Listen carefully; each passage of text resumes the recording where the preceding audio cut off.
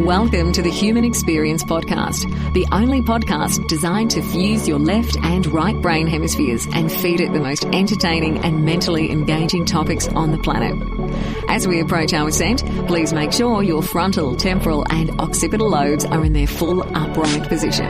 As you take your seat of consciousness, relax your senses and allow us to take you on a journey. We are the Intimate Strangers. Thank you for listening.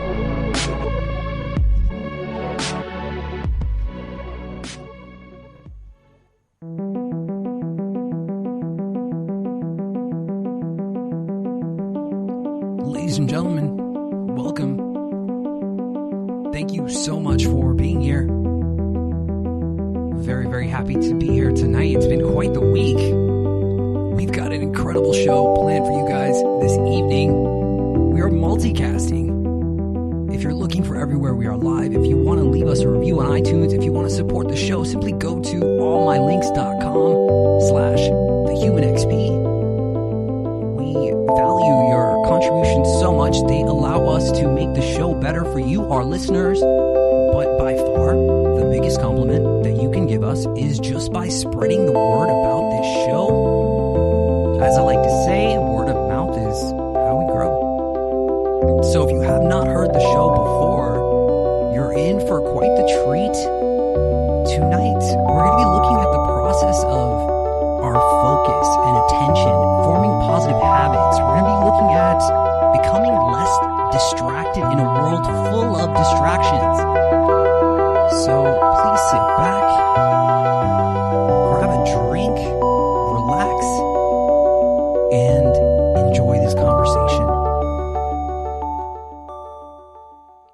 The Human Experience is in session. My name is Xavier Katana. My guest for tonight is Nir Eyal.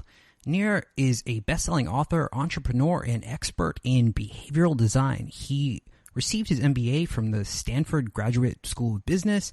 Nir's focus is the intersection of psychology, technology, and business. His work has been featured in Forbes, Time Magazine, Harvard Business Review, Psychology Today, and now The Human Experience. Nir, it's such a pleasure to have you on the show, sir. Thank you for being here. Welcome to HXP.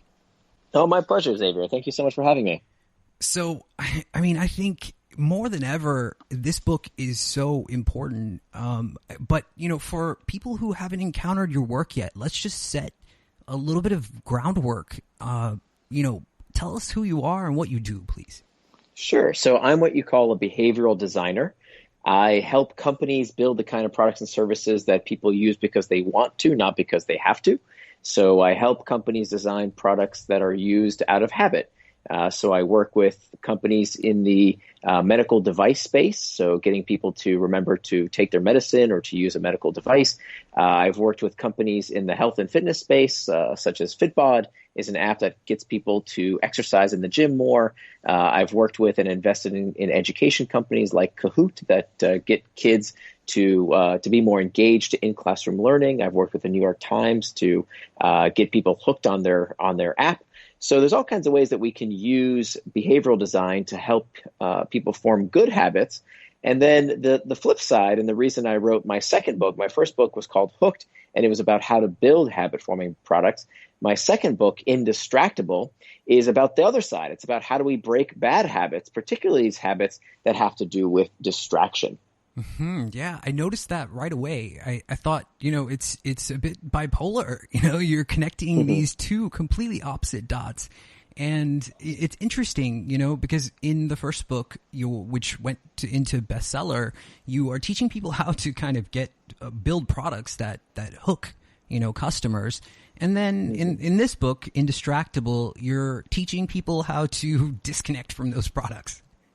Well, they're not the same products. Let's be very clear. So nobody's getting addicted to enterprise software. Kids are not getting addicted to educational software. People aren't exercising too much because of their fitness apps.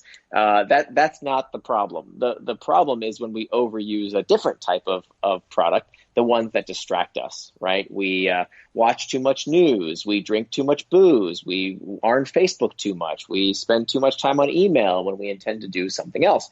So it's really two sides of the same coin. And I think we can actually have our cake and eat it too. we can build products and services that are more engaging, right? Again, nobody has a problem with overusing educational software to learn a new language or to exercise more. And guess what? Technology can help us do these wonderful things and help us build good new habits in an amazing new way. But then, of course, the other side of the equation is, what about the products that we overuse? What about the various things that sometimes can entertain us, but for many of us lead to distraction? And so that's why I think I'm particularly well qualified for this subject matter, because given the decade of experience that I have in this area, I know the Achilles heel of how these technologies are designed to hook you. I wrote the book about how these products get you hooked. And so I can tell you exactly how to stop getting distracted from whatever it is that takes you off track. Yeah, I mean, I really truly resonate with it, and I love the idea. And something that you talk about in the first part of your book is detoxing digitally. Just that process of disconnecting from the internet. I mean, in a world where it seems like everything is connected all the time, we Facebook, Twitter, all these social media places that we can kind of figure out exactly what everyone is doing, and then when we actually meet up with them, we have nothing to talk about anymore. It's changed so much, the sort of fabric of society. Why do you think it's like that? And, why is digital detox so important? Well, I'm actually not a fan of digital detox. I talk about in the book how I don't advise people to do that. And I don't advise people to do that for the same reason that any kind of temporary diet doesn't work. So my personal story is the reason I got into this field of behavioral design started from a very young age. I was always fascinated by how various products and services can change our behavior, starting with food. I used to be clinically obese, starting as a child. For a good chunk of my life, I was clinically obese. And I noticed that food seemed to have control over me. And so one of the things that I did was I would go on a diet. And typically they were these 30-day plans, these 30-day, don't eat any carbs for 30 days, or don't eat any fat for 30 days, or no fast food for 30 days. And then guess what would happen on day 31? I'd make up for lost time. I'd eat everything I could possibly find. Right. And that's why temporary diets, don't work, because you just balloon back to what you were previously. And the reason they don't work is because you haven't figured out why you're overeating in the first place. I wasn't overeating because I was hungry. I wasn't even overeating because the big bad food manufacturers, McDonald's and Burger King, were doing it to me. I wanted to blame those guys, but that's not true. I was overeating because I was eating my feelings. I was eating when I was bored. I was eating when I was lonely. I was eating when I felt guilty about overeating. And guess what, folks? This is why we get distracted. So we need to stop blaming the tech companies. And I know people don't want to hear this. Everybody wants to blame the tech companies because it's so easy. It's so convenient. We have a ready-made scapegoat in some big bad tech company in Silicon Valley. And I'm here to tell you, it's BS. It's not true. We do that, and it's disempowering. It actually, funny enough, makes it so. This is called learned helplessness. When we blame something outside of ourselves, what happens is when most people say, oh, I'm addicted to technology, or they're hijacking my brain, guess what? They stop trying to do anything about it. Now it's outside of their control. And that's what I'm trying to fight. I want to empower people to do something about the problem instead of just complaining about the problem. Because here's the thing. One of the first things I learned over the past 5 years of research writing this book is that distraction is nothing new. People love to talk about how, oh, these days, man, technology this and society that, and things have never been worse, and it's all rubbish. It's always been this way. Always been this way. Socrates and Plato talked about the nature of akrasia, the tendency that we have to do things against our better interest, 2,500 years before the iPhone. Distraction is nothing new. It has always been here. It will always be here if you are looking for it.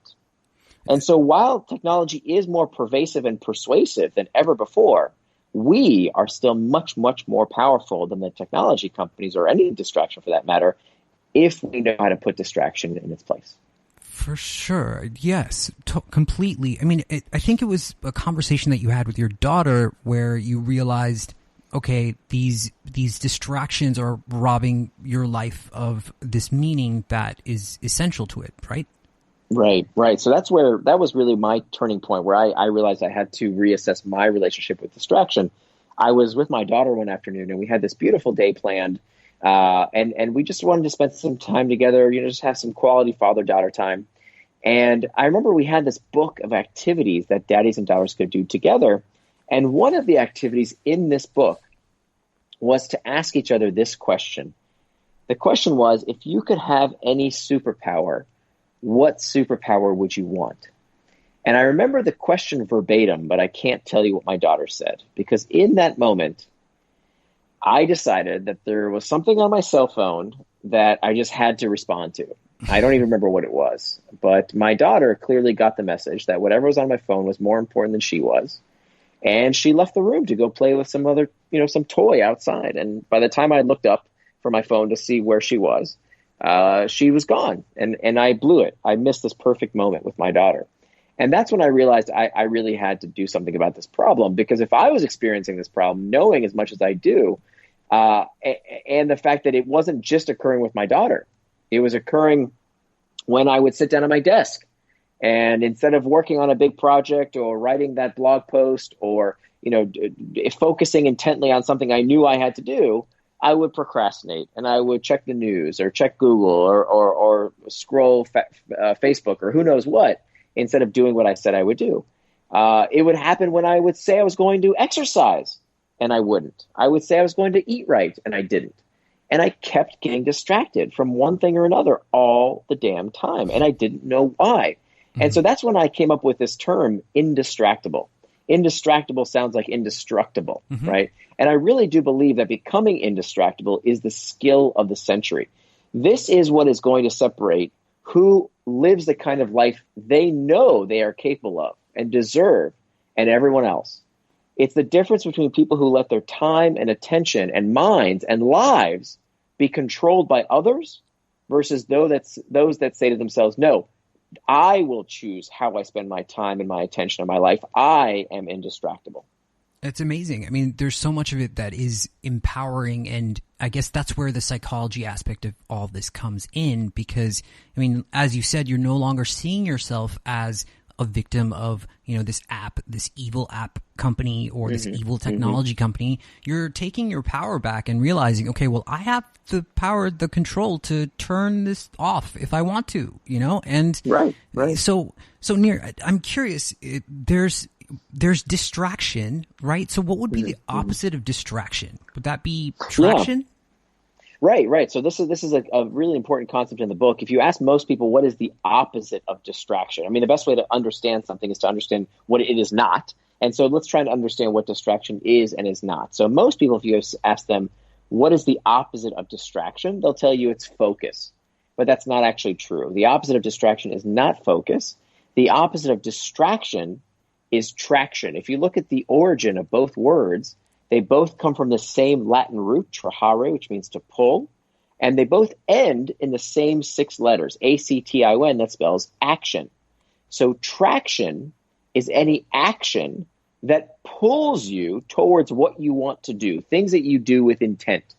Now, the opposite of traction is distraction, anything that pulls you away from something you want to do, anything that is not what you are doing with intent. So this is a really important dichotomy for a few reasons. Number one, anything can be a distraction, okay? How many times have you sat down at your desk and said, okay, now I'm going to work on that big project. I'm going to focus. I'm going to do the thing that I said I'm going to do. But first, let me check email, right? And you say to yourself, well, email is a work-related task. That's still productive. I got to do that anyway, right? Wrong. That's what we call pseudo work. And it's much more dangerous. When people think of distraction, they think about YouTube or the news or a colleague tapping on them on the shoulder, something that takes you off track. And they don't realize that that's not the most dangerous form of distraction. Because if you're playing Candy Crush or watching a YouTube video at work, it's pretty obvious you're slacking off, right? Everybody knows, including you, that is not what you intend to do with your time. However, The much more dangerous form of distraction is the one that tricks you into prioritizing the urgent at the expense of the important. So when you sit down at your desk and you say, I'm going to work on that big project, but let me just check email real quick, you have allowed distraction to fool you. And that is much more dangerous than playing a video game or checking Facebook, because it's hidden. It's lying to you and making you think you should be checking email when that's not what you plan to do. So anything that is not what you intended to do is a distraction, even if it's worky, even if it feels productive, because that's not what you intended to do with your time. So conversely, just like anything can become a distraction, anything can be traction. So this is where I really differ with some authors out there that tell you to go on a digital detox or digital minimalism or throw out your tech. And I tried that stuff. I really did. I went on a digital detox and I stopped using these technologies and said, okay, now I'm going to be super productive. I got rid of my cell phone and got a flip phone. I got rid of my laptop and just used, every time I wanted to write, I used a word processor with no internet connection. And I still got distracted because I would say, oh, there's that book on the bookshelf, or let me just clean my desk off, or let me just take out the trash. And I kept getting distracted again and again.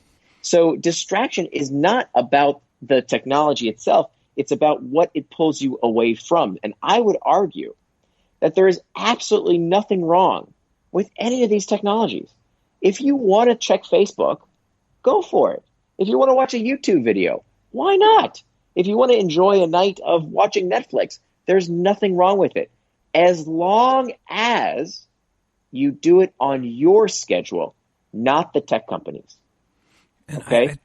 I mean, that is the most important distinction out of all of this, is that you're managing it on your time and not something else. And I think, you start to, in the book, you start to introduce that idea of psychologically recognizing, the internal triggers of what causes our behavior to change in certain ways that kind of, get us to do certain things and why we do them. So, why would a person have a need to, be checking Facebook constantly? Is it validation that they're looking for? Is it that dopamine hit of, just recognition, or, maybe they're on Twitter and they're measuring their value by how many retweets they get, how many likes they get. I mean, where does it happen? Let's dive into it. Sure. So we've got traction, the things that we say we want to do, things that we do with intent. The opposite of traction is distraction. So now we have to ask ourselves, what drives us to these actions, either traction or distraction? Well, there are two types of triggers. We have external triggers. External triggers prompt us to action with some kind of information in our environment. And this is kind of the usual suspects. It's the pings, the dings, the rings, anything that prompts you to either traction or distraction. So the external triggers are not necessarily bad. Right? If you get a notification on your phone that it's time to go exercise or it's time for that important meeting, and that's what you plan to do, wonderful. There's nothing wrong with those external triggers. It's when those pings and dings take us off track, away from what we plan to do, that they lead towards distraction. And we can get back to this in a minute about how we can hack back those external triggers. I can tell you exactly how to put all of these external triggers in their place. But the reason I don't want to focus on that right now is because it turns out that the most common cause of distraction are not these external triggers, but rather it's about the internal triggers. So external triggers is about what's happening outside of us, but it turns out that most distraction does not begin from outside of us, but rather it begins from within us. That most distraction is prompted by one of these internal triggers. What are internal triggers? Internal triggers are uncomfortable emotional states that we seek to escape from. So this is really, really important. This is the first step to becoming indistractable, is learning to master these internal triggers. So let's talk about this for a minute. If we are going to understand distraction, right, Plato's 2,500-year-old question of why do we do things against our better interests, we have to take this question and go a layer deeper. We have to understand a more basic, fundamental answer to a question, which is, why do we do anything and everything? What is the nature of human motivation? Most people will tell you that human motivation is about carrots and sticks, right? We've all heard this in one form or another. Freud called it the pleasure principle. It's about everything that we do is about the pursuit of pleasure and the avoidance of pain. Turns out that's actually not right.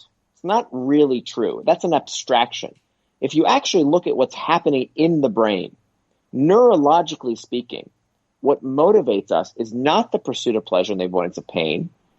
Rather, what motivates us is one thing only. Everything you do is spurred by the desire to escape discomfort.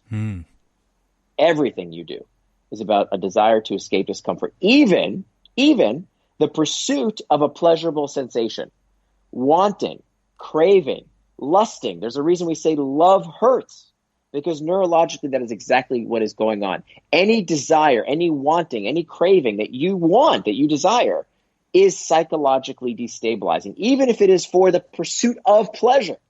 What really prompts you to act is this uncomfortable psychological response. Now, this is common sense when we think about this in the body, right? The physiological response to some kind of discomfort is action to relieve that discomfort. This is called the homeostatic response. I'll give you some examples. If you go outside and it's cold, the brain says, oh, this is uncomfortable, so it tells you to put on a jacket. If you are hungry, you feel hunger pangs, the brain says, oh, this is uncomfortable, so it makes you eat. If you are stuffed, you ate too much, now the brain says, this is uncomfortable, so you stop eating. So physiologically, everything you do is about this homeostatic response, restoring this discomfort imbalance to get you by doing some kind of action. Now, what is true for the body is also true for the emotions. So when you think about what prompts us to act from a psychological basis, think about it for a minute. When you're lonely, check Facebook. When you're uncertain, Google.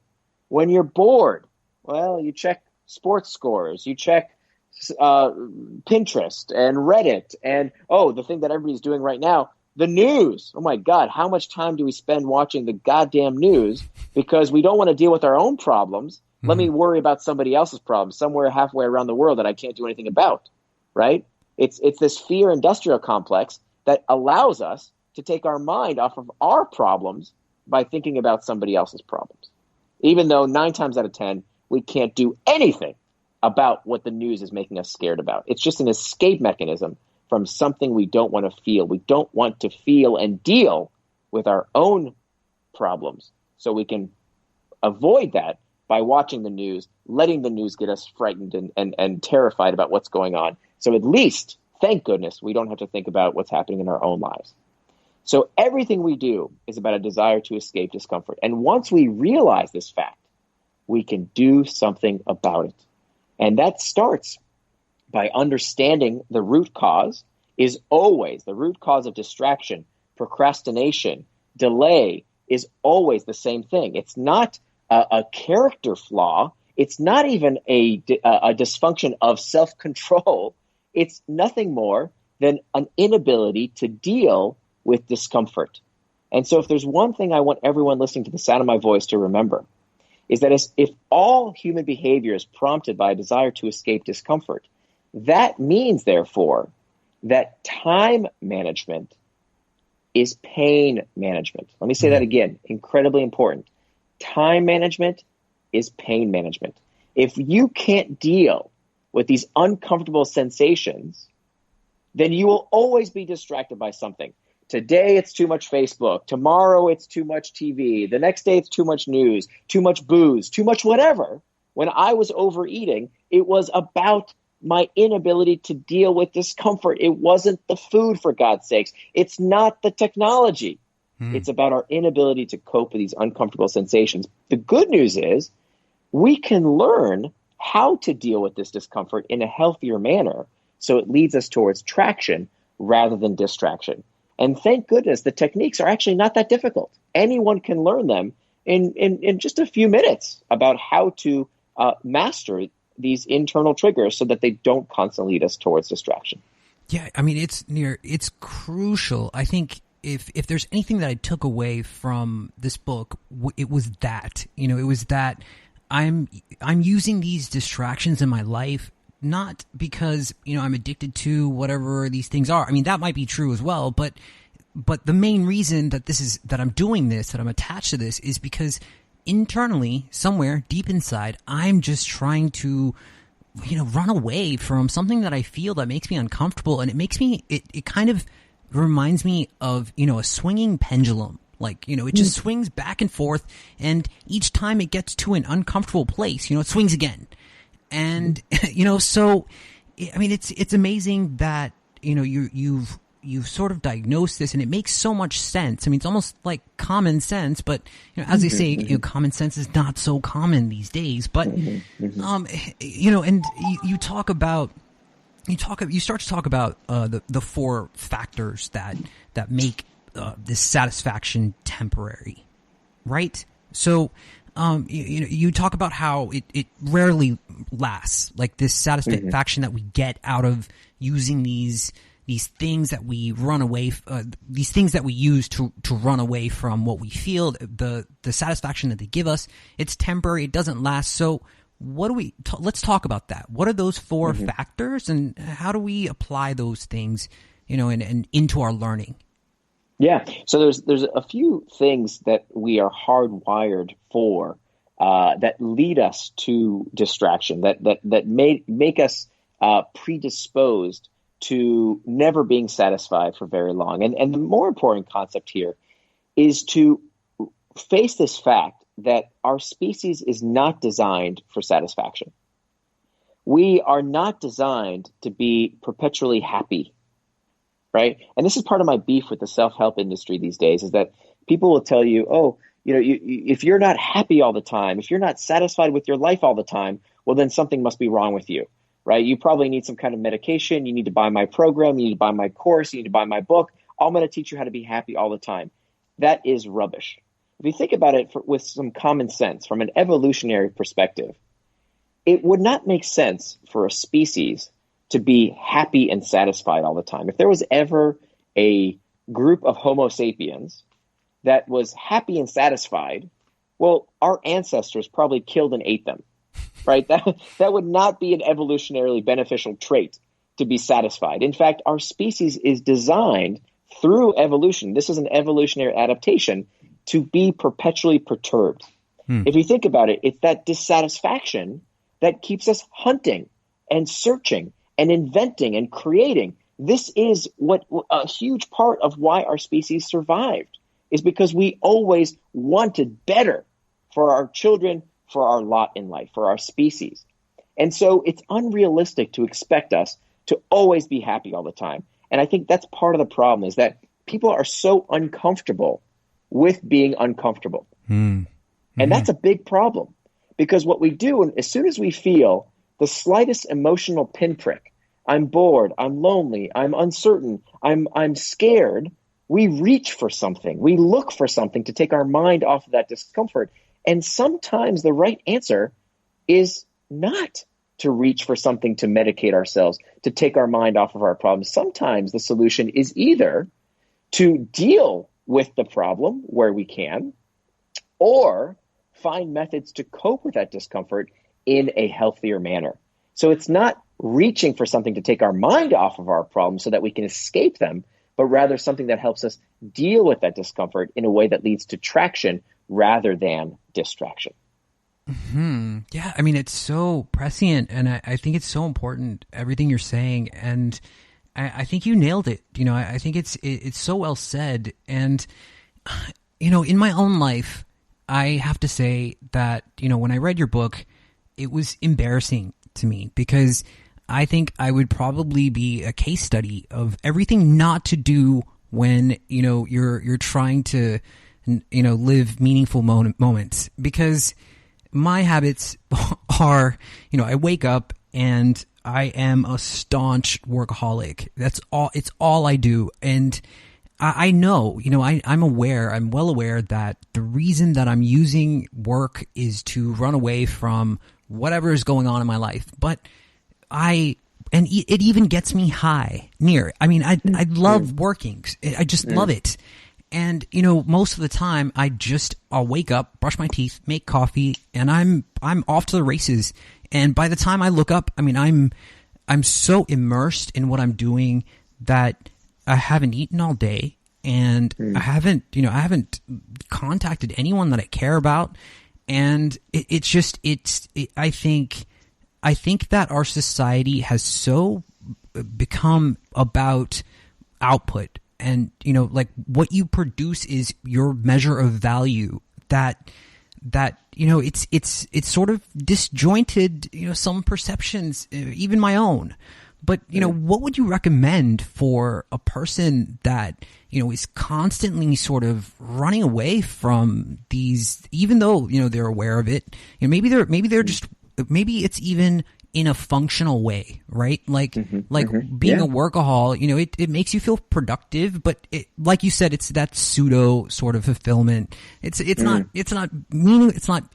not real, right? So what do you suggest to someone like me? I'm sure there are other people out there listening to this that, feel the same way, think the same way, behave the same way. Yeah. So I think the first thing is to understand our mindset, that most people tend to fall into one of two categories when it comes to this topic of distraction. We have what we call the blamers and the shamers. The blamers, when they get distracted, they blame something outside of themselves. It's my iPhone that distracted me. It was my boss. It was, I hear this a lot. It's the world these days. Society is doing this to me. They blame something outside themselves. That's not a very effective tactic, because you can't do anything about that. You can't change society, with one fell swoop. These technologies are not going away. We can't roll back the hands of time. So that's a futile strategy.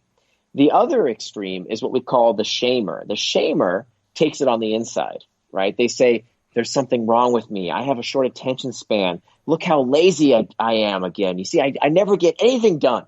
They shame themselves. And of course, that strategy doesn't work, because when the more we shame ourselves, the worse we feel about ourselves, the more we elicit these internal triggers, which make us feel even worse, which makes us even more likely to do what?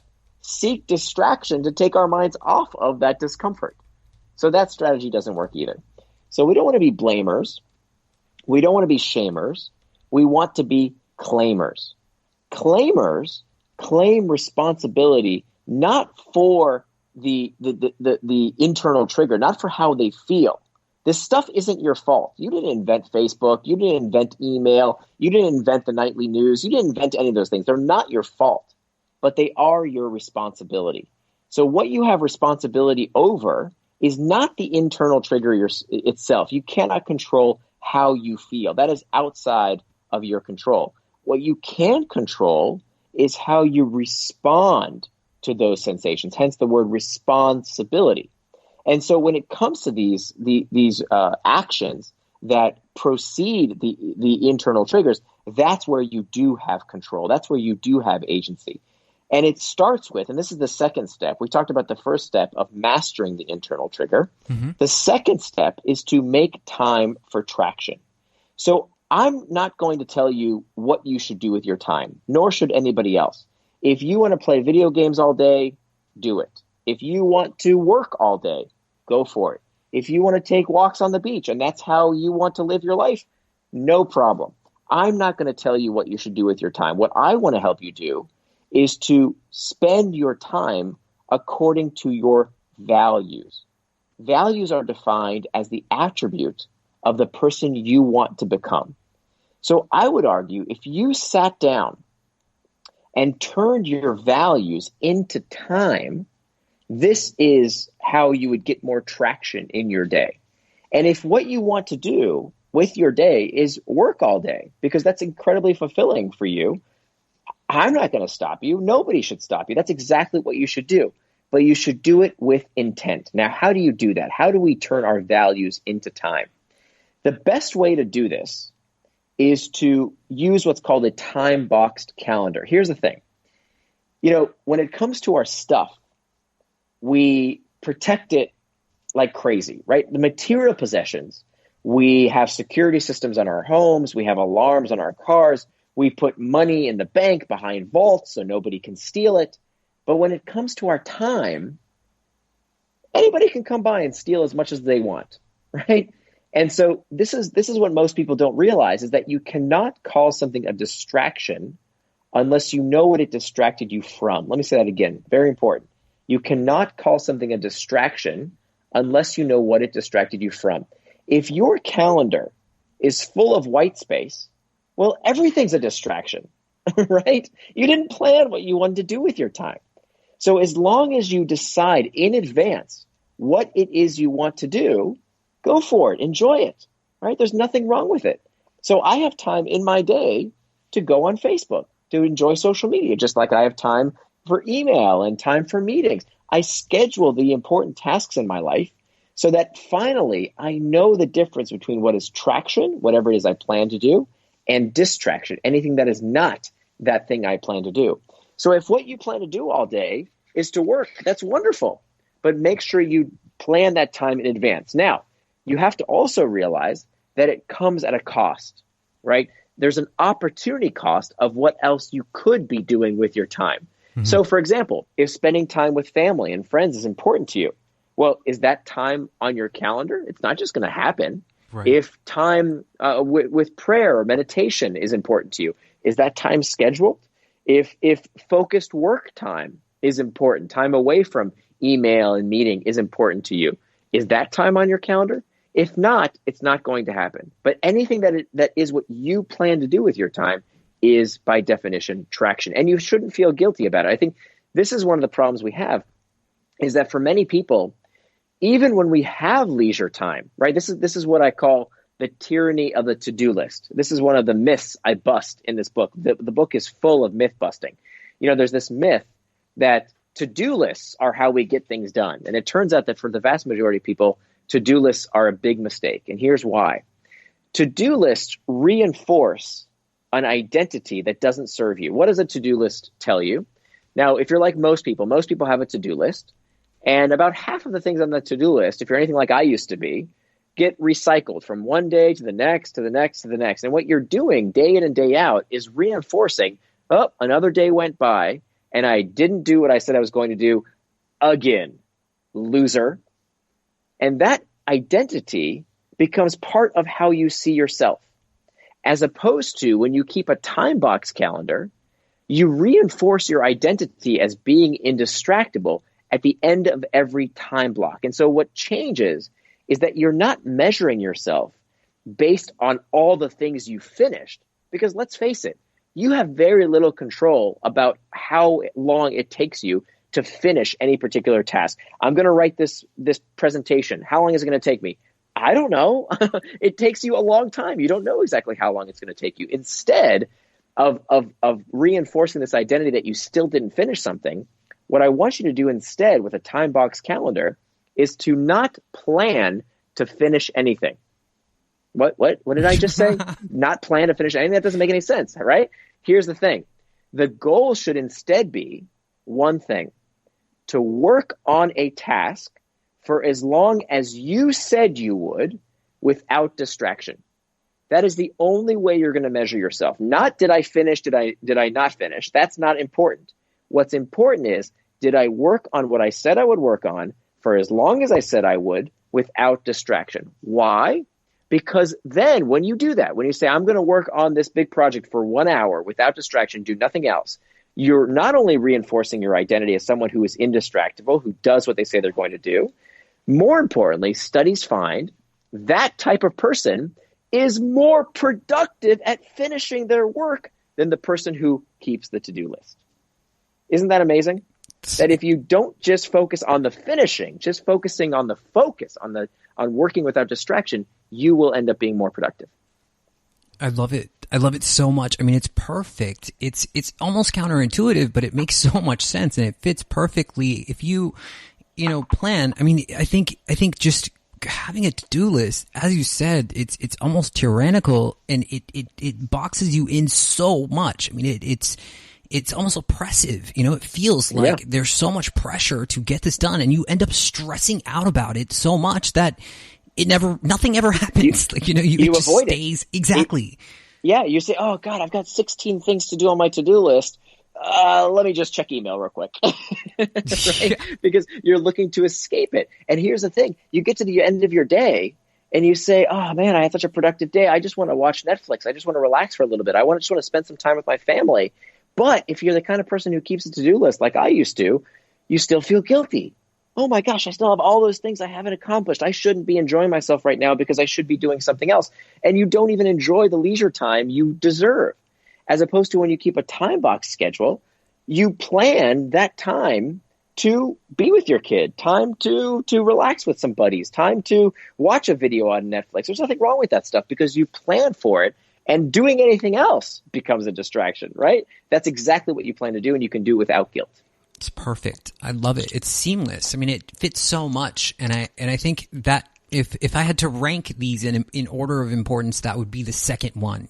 Just free yourself from that tyranny of having to do all of these different things that you just end up stressing out about anyway. You talk. You're still going to get them done. I want to be very clear. I'm not telling you to be a slouch. You're going to be more productive at getting done all those things, but you're going to do it in a different way. You're going to use a time box calendar and plan when you want to work on these things, as opposed to just having a to-do list. I'm glad that you reiterated that. I think that's important as well. Really putting down the things that you want to make time for. Like spending time with family. I absolutely want to do that, and I always find that I'm just so busy. I'm planning so much of working that I've never planned, spend time with family. I don't think I've ever put that down anywhere. It's always just in my head and I intend for it, but it never goes into, a list that I have. So that's crucial as well. I mean, there's so much gold in this book.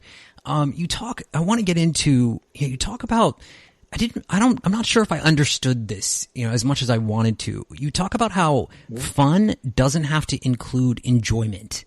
Right. So there's a, in the distraction puzzle, as it were, you talk about the definition of fun, and you write about some insights from a professor.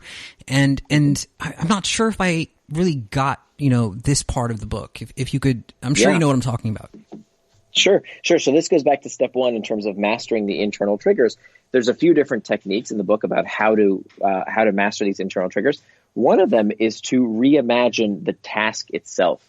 And so I quote from the work of Dr. Ian Bogost, who's a professor at Georgia Tech, and he wrote this great book called Play Anything.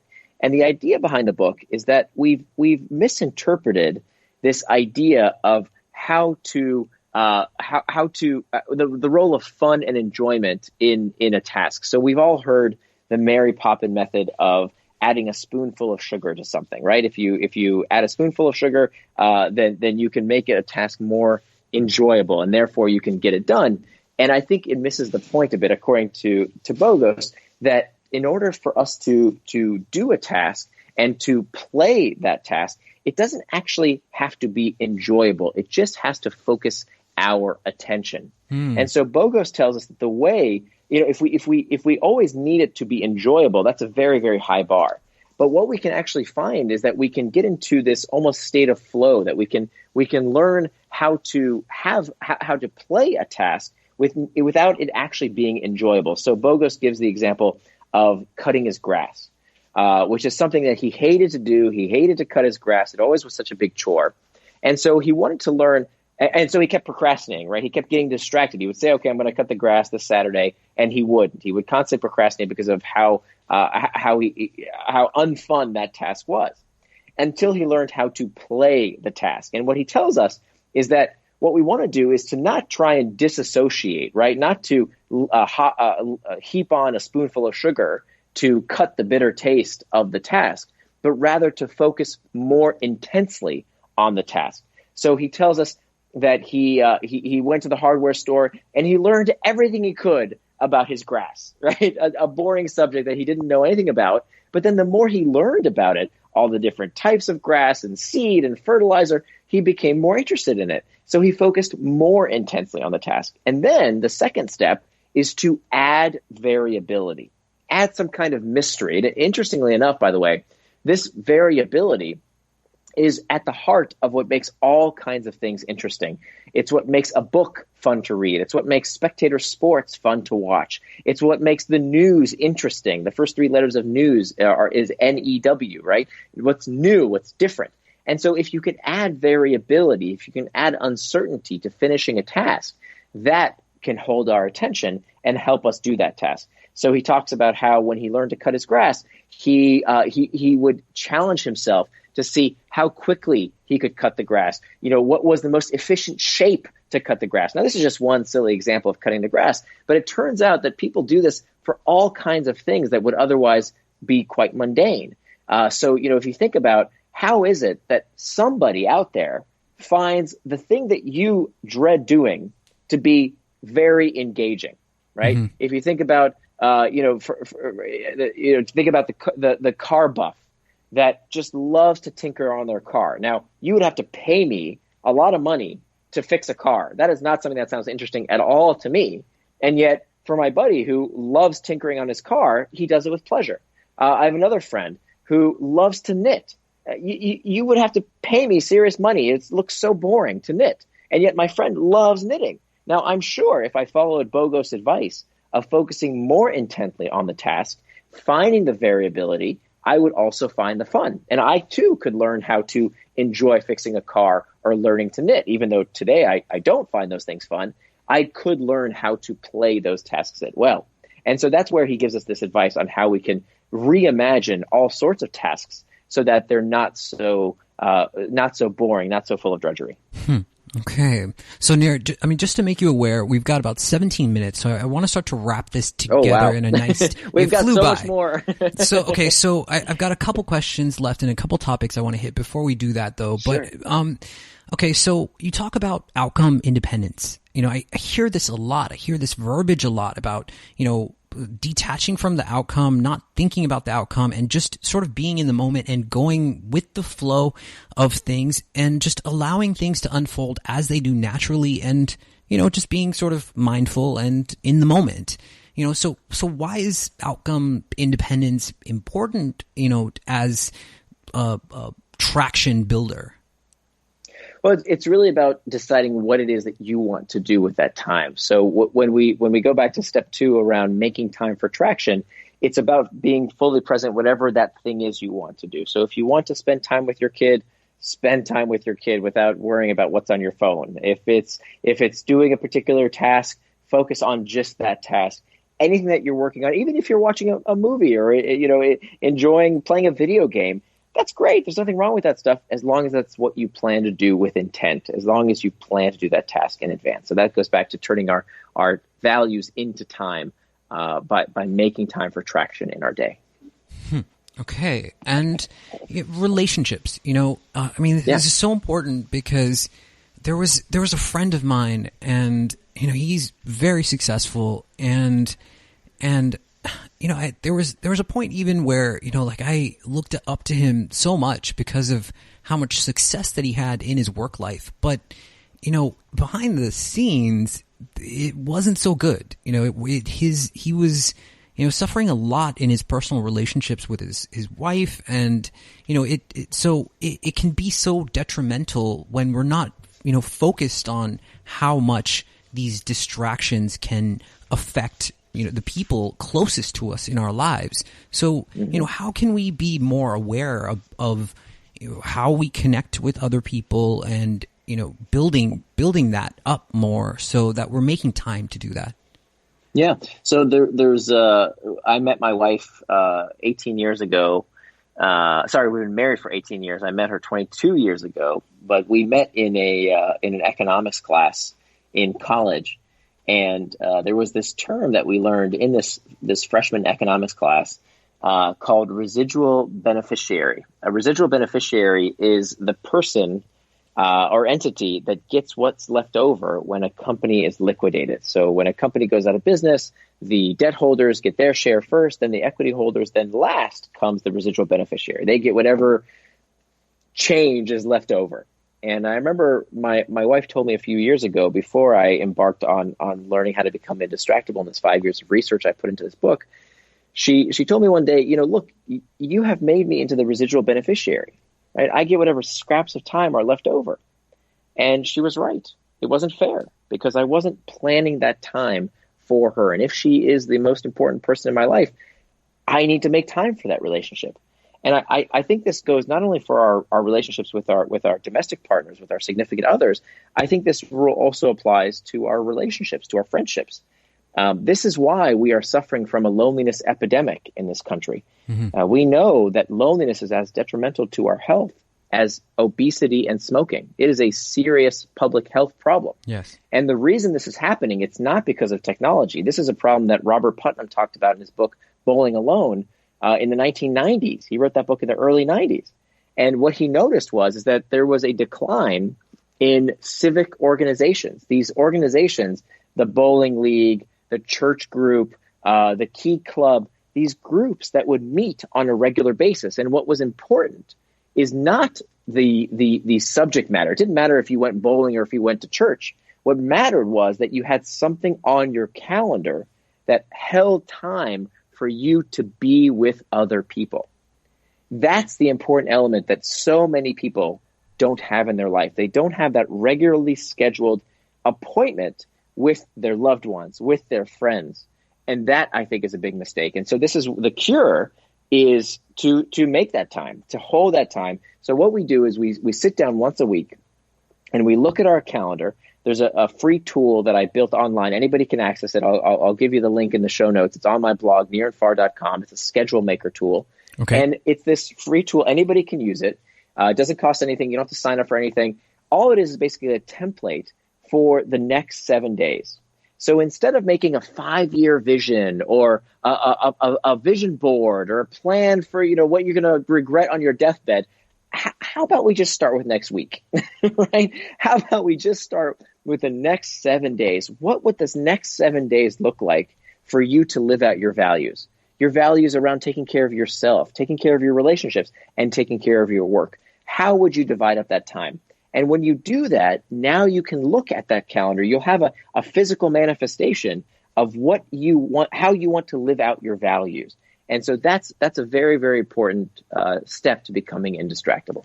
For sure. I mean, it is so crucial. And I love that. I love reducing the time frame down to just 7 days. I mean, look at the next 7 days of your life and see what you're going to do. I mean, sometimes it's hard to see what's going to happen tomorrow, and life tends to turn on a dime. And so, I love that you introduce so much of a perceptual shift in the way that we are perceiving, not only technology, but, just our understanding of how the role that technology plays in our lives and what these apps are actually doing and also just bringing your willpower, back and giving it back to you. I think that's important. I think that's crucial to, being effective in all of this, is realizing that you have the power to change this. And, in the first moment that you realize that, it's going to free up, this oppressive sense that,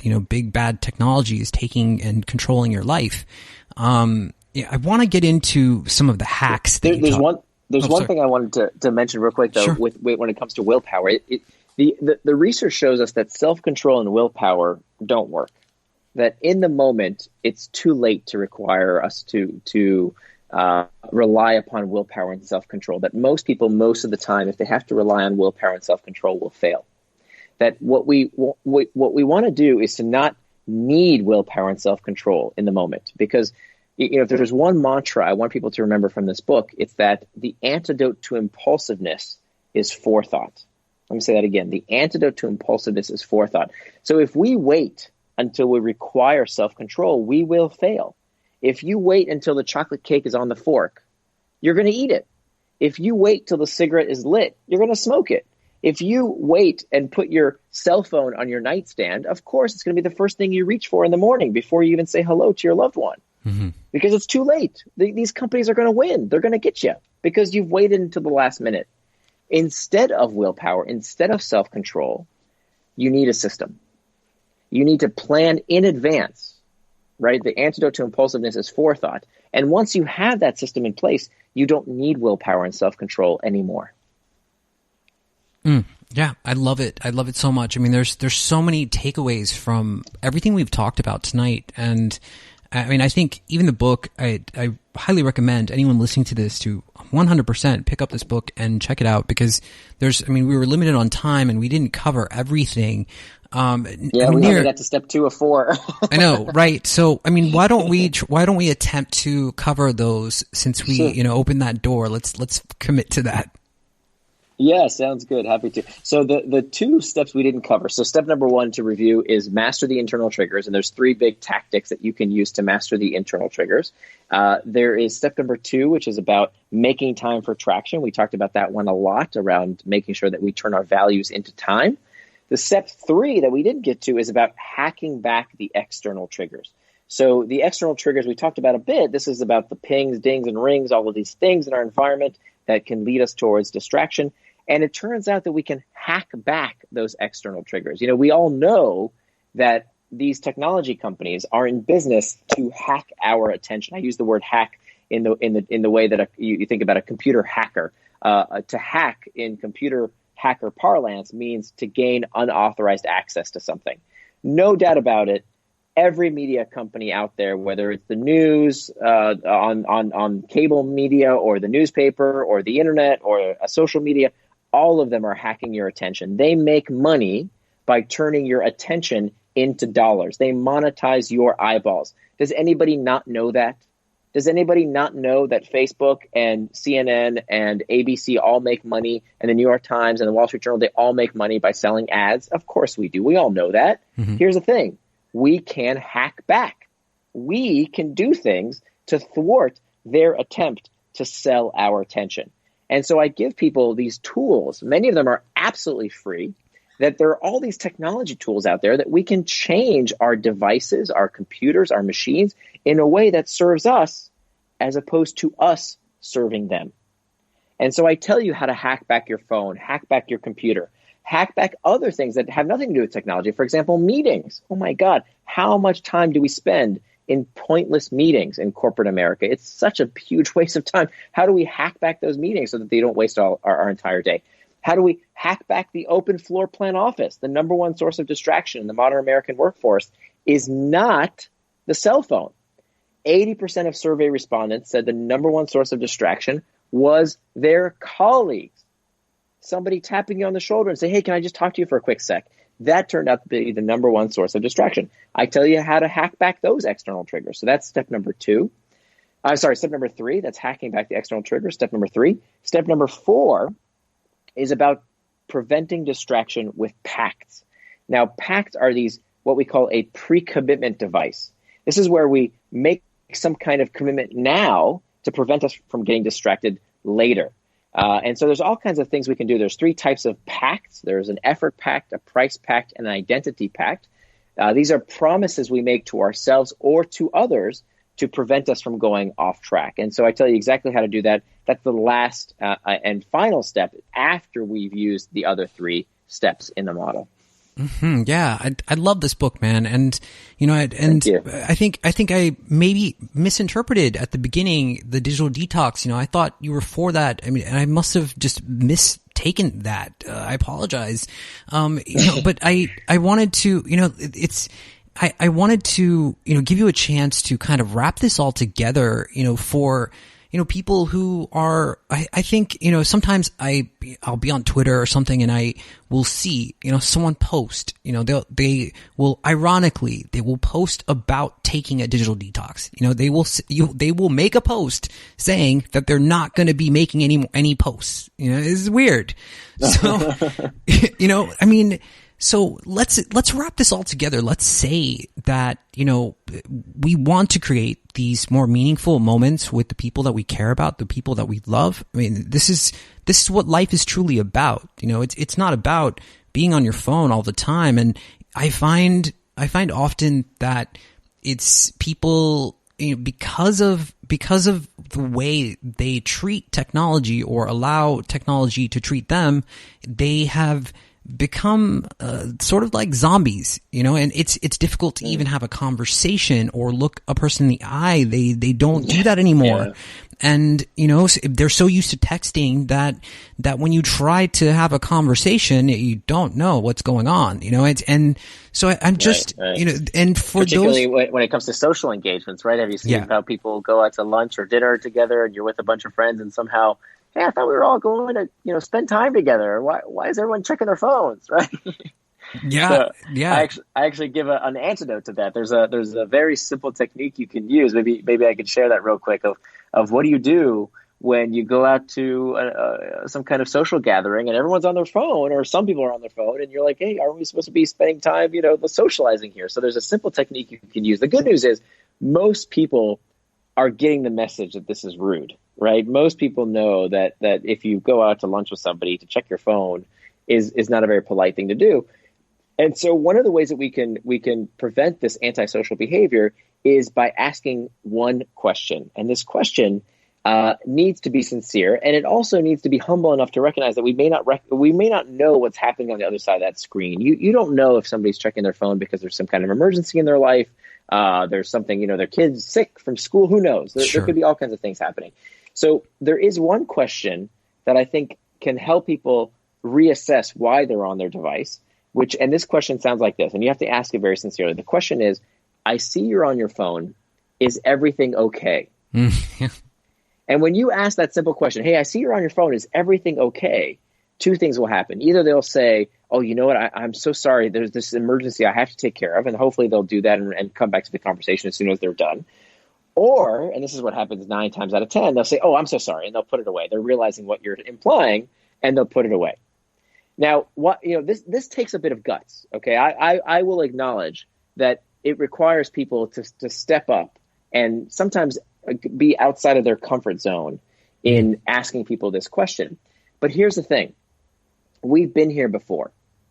So in the 1980s, when about 40% of the U.S. population smoked, I remember as a child, some of my first memories were in the 1980s. I was born in the 1970s, but I can remember the 1980s. And I remember in the mid-1980s, we had ashtrays in our living room. My parents didn't smoke, and yet we had ashtrays in our living room. Why? Because back in the 80s, if somebody came over to your house, they just expected to smoke in your living room. They didn't care. They smoked wherever they wanted to. It's hard for people to understand this. If you were born after like 1985, you never saw this world. That's the way the world used to be. Well, what changed? Was there ever a law that says you can't smoke in someone's private residence? No, there's never been a law that says you can't smoke in someone's home. And yet today, if someone came over to your house and just lit up a cigarette, you would throw them out, right? That would be totally unacceptable. That would be completely rude. So what happened?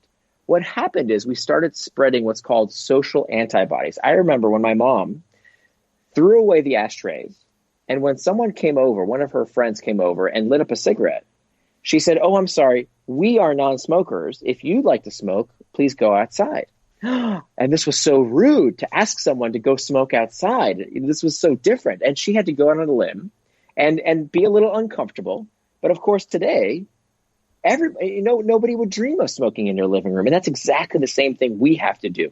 I'm looking for those people who are willing to help me with this crusade of helping the world become indistractable by going out on a limb, by maybe at times doing things that are a little different from the norm, right? By using some of these practices to become indistractable ourselves, to set a good example, but also to hold others to account too. When we use technology inappropriately, we need to spread these social antibodies so that other people learn the right time and place to use their devices, just as my mom spread those social antibodies around the wrong time and place to smoke.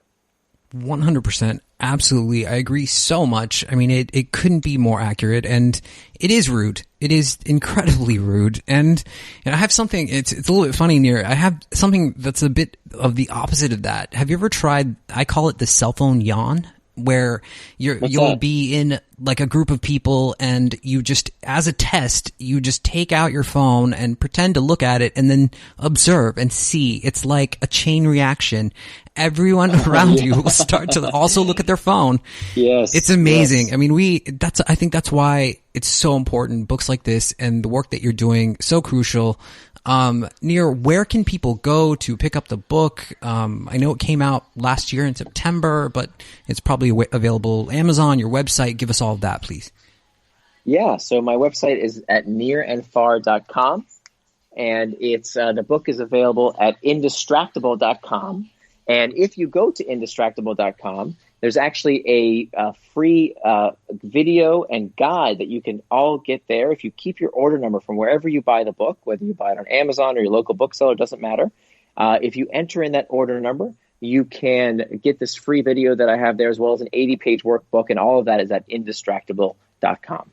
Perfect. Guys, we are going to get out of here. I mean, what an amazing episode with my guest, Nir Eyal. And I mean, it's so prescient. This is what we need to know more than ever now. As things evolve and we start to get to a point where technology, I mean, it's going to be VR. Everyone's going to be on VR soon, right? So hopefully you guys enjoyed this episode as much as I did. Thank you guys so much for listening. If you're on our YouTube channel, make sure you click like and subscribe. And if you can get over to iTunes, if you're listening to the podcast version of this, leave us a review. Thank you so much for your time. And my guest, the book is called Indistractable, How to Control Your Attention and Choose Your Life, Nir Eyal. Thank you guys so much.